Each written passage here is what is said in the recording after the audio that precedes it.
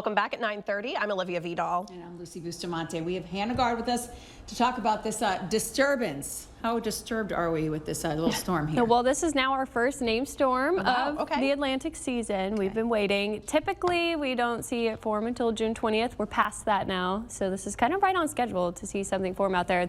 It's a little unusual where it's formed. If you look at the graphic here, it is way out there in the middle of the Atlantic. This is not our typical June formation areas that we look for, but Tropical Storm Andrea out there currently has 40-mile-per-hour sustained winds. It's moving to the northeast at 17 miles per hour, and it's going to be short-lived. This is by Wednesday.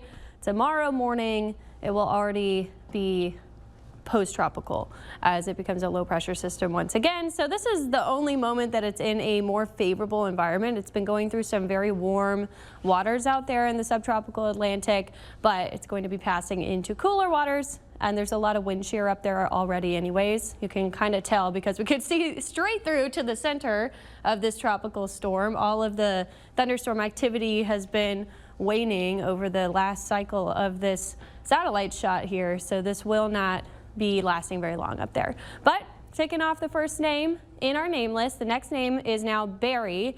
And like I mentioned, we normally see that first name storm on June 20th. We're right around that. Our first hurricane typically does not form until August 11th, and then our first major hurricane on average will form by September 1st. So we still have a ways to go before we get into that peak of hurricane season.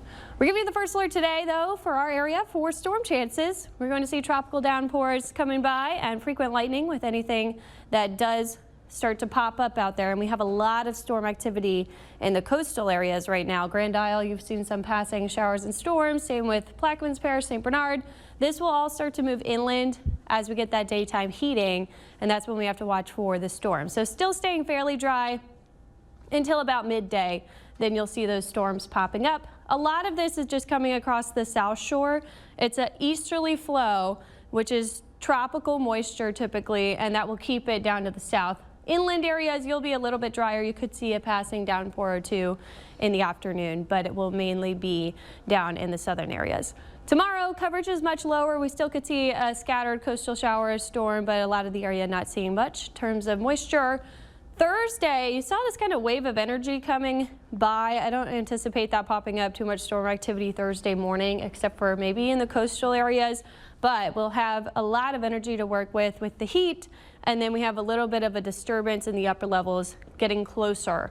So that's going to increase the storm activity on Thursday. We'll have to watch for those booming summer storms again. Not really like what we're seeing today, where it's that easterly flow, quick moving showers, but it'll be stronger storms possible like what we saw last week.